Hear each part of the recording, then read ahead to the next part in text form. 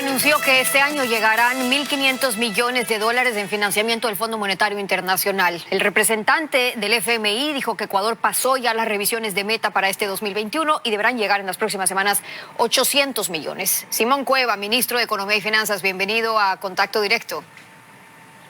Stephanie, mucho gusto, buenos días. Buenos días también. Con el acuerdo con el fondo y contando ya con esos montos, se puede definir cómo queda la programación cuatrianual, cómo van a impactar las medidas que vayan a tomar ahora en los próximos 4 años. ¿Qué es lo que finalmente interesa para ver hacia dónde esperan que camine la economía? Esos 1.500 millones, ministro, ¿para qué estarán destinados este año?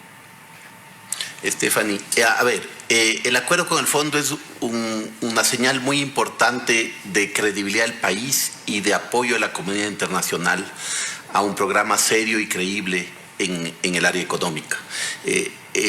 Los recursos que llegarán del Fondo Monetario, junto con los demás recursos que llegarán de otros multilaterales y que están atados en parte a la revisión del Fondo Monetario, permitirán asegurar que tengamos financiamiento este año y para el siguiente año para los distintos rubros del presupuesto general del Estado, para los planes de inversión, para la vacunación, para los temas esenciales para los ecuatorianos. Es decir, son más o menos 4.500 millones lo que esperan, de lo que se ha dicho que se logra con el acuerdo con el fondo, que también colgaban un poco, dependían un poco de esto, pero hay líneas donde esperan priorizar, sobre todo cuando hablamos de este 2021, que ya estén contemplados hacia dónde. Por ejemplo, llegan 800 ahora, se espera que hasta el final 1.500, pero están los otros organismos también. Así es, Stephanie.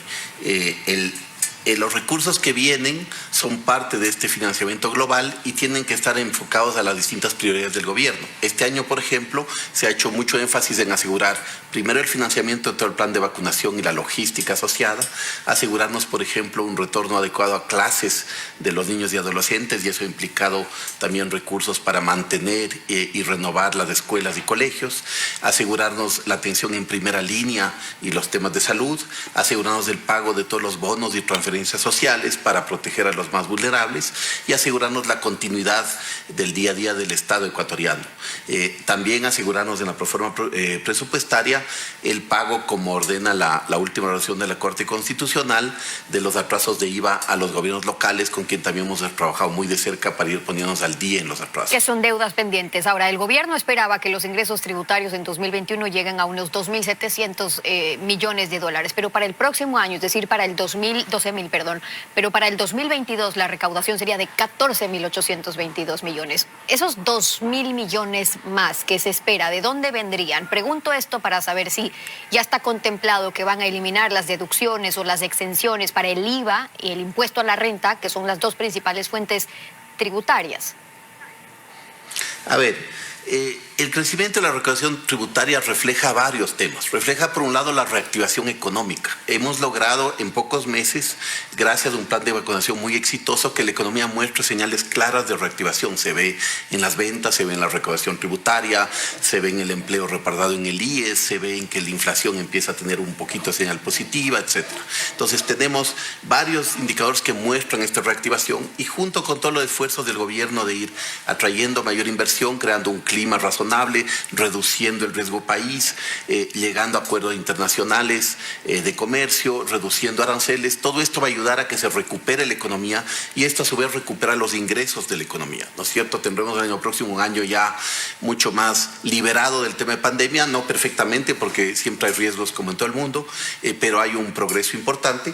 Por otro lado, todos los esfuerzos que se está haciendo de mejor recaudación tributaria, de combate a la evasión, de tener una unidad de grandes contribuyentes en el SRI, de tener acuerdos de intercambio de información tributaria con el resto del mundo para asegurarnos que todos paguemos los impuestos que debemos pagar, no más, pero no menos.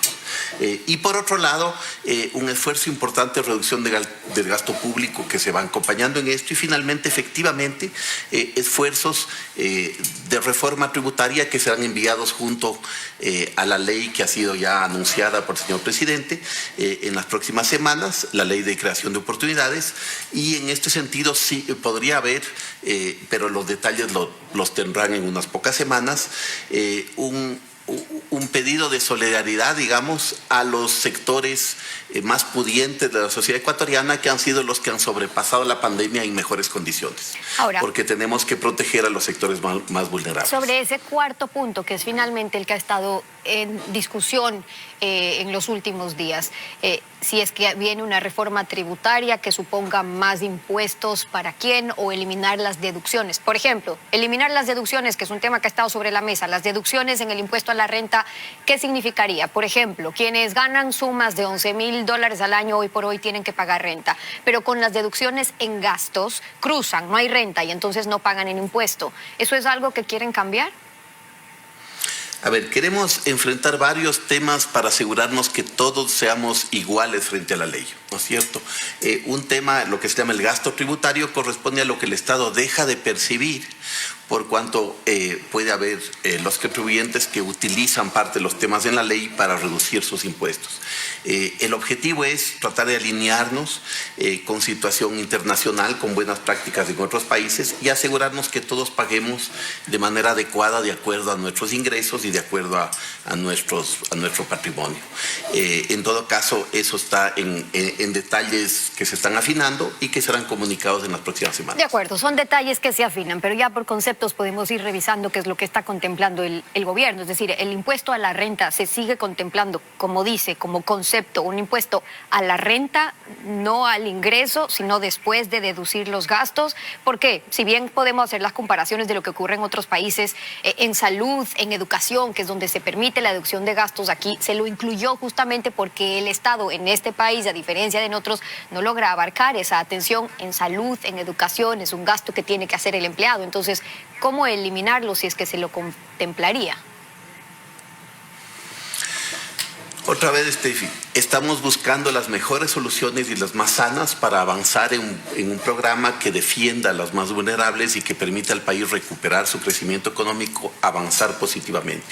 El país ha hecho esfuerzos bien importantes en este año de gastos, por ejemplo, en todo el proceso de vacunación. Hemos gastado más de 500 millones solo en el proceso de vacunación y la logística asociada, y hemos gastado cerca de $900 millones ligados a toda la pandemia, a la recuperación, a los bonos, etc.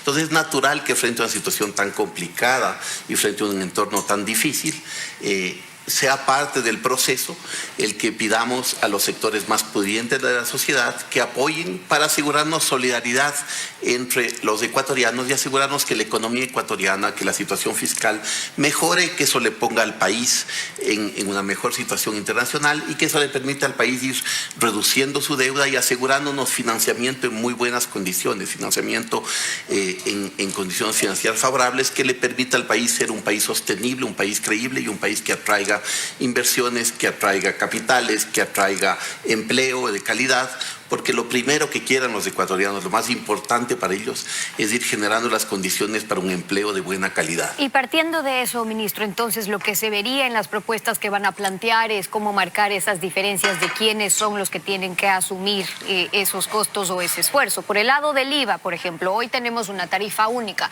El Fondo Monetario en su momento les propuso, oigan, suban del 12% al 14%, y ustedes dijeron eso no es viable, pero podría ser viable que lleguen a aplicar una diferencia entre una tarifa que sea variable o un IVA diferenciado. Me refiero, subir solamente para ciertos sectores, ¿se lo está contemplando? Steffi, no está previsto subir el IVA, no está previsto porque conforme estamos haciendo una recuperación de la economía, afectar de golpe a un impuesto que afecta directamente al consumo podría afectar ese ritmo de reactivación y todos queremos ir logrando un crecimiento más importante.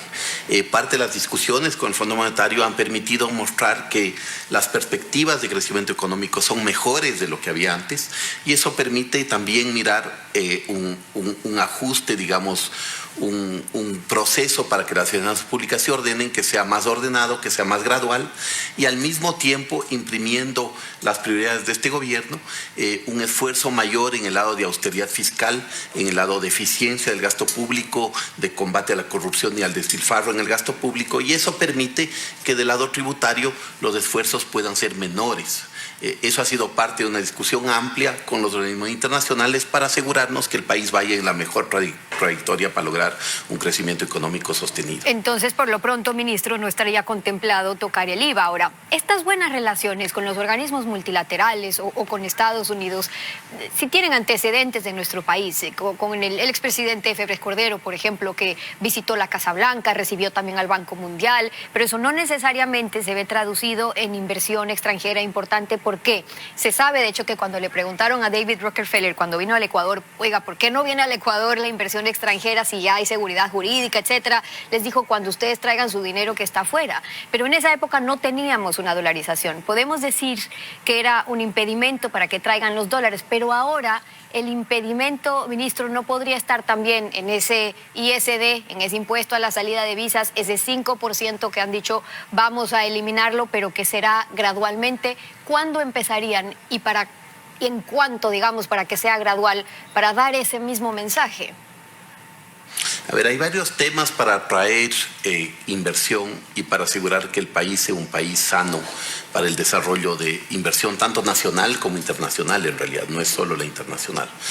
Uno de ellos, por ejemplo, ha sido ya una buena acogida del gobierno a nivel internacional, por eso ha habido una caída de cerca de 400 puntos básicos de riesgo país desde la elección del presidente, y esto permite ya abrir los ojos de los mercados a un país que está mejorando en su posición internacional. En paralelo se ha hecho ya, por ejemplo, una reducción de aranceles para ayudar a la competitividad de los empresarios ecuatorianos en varios de los aspectos. Se ha anunciado varios de los temas de apertura. Este es un gobierno que conversa con todos los países del mundo. Tenemos excelentes relaciones con Estados Unidos, así como con China. Tenemos buenas relaciones con todos los organismos internacionales y eso es sano. Efectivamente, sobre el impuesto a la salida de visas, se planea ir avanzando hacia lo que ha propuesto el presidente Lasso, ¿no es cierto? El primer paso ya se ha dado, ¿no es cierto? Se ha eliminado el impuesto a la salida de visas para el sector aeronáutico, lo que permite avanzar hacia acuerdos de cielos abiertos para atraer cada vez más turistas al Ecuador y reactivar el sector del turismo que ha estado bastante golpeado en la pandemia.